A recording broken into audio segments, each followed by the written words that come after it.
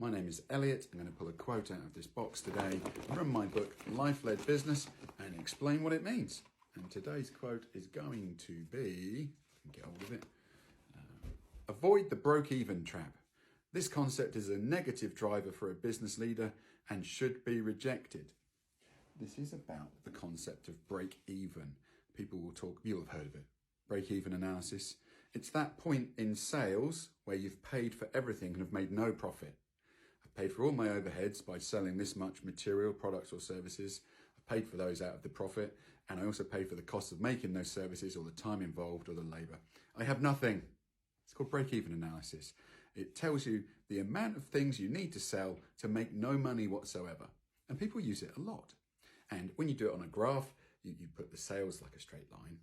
That doesn't exist for a start, right? There's no straight line sales. It's all over the place, up and down, peaks and troughs.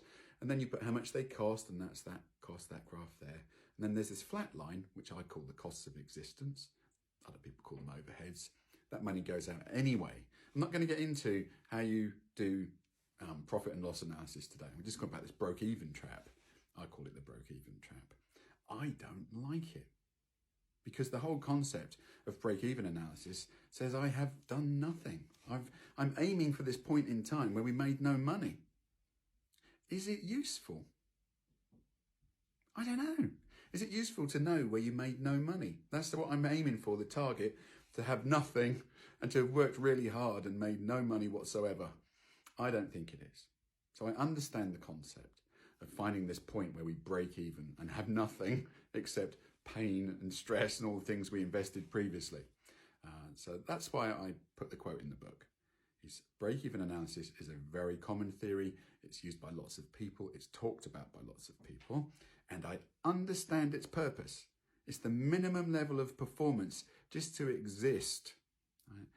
But I don't want to aim for that. I want to aim beyond that. I want to aim for the amount of sales that make me happy, that pay for the things that give me a good life. And that's why I don't like it. I do not like the term break-even sales, break-even point. I call that a broke-even trap because subconsciously that's what's in your mind and that is where you're aiming. Don't do that. Look beyond that. And that's what the quote's about. Be ambitious. Realistic, but ambitious.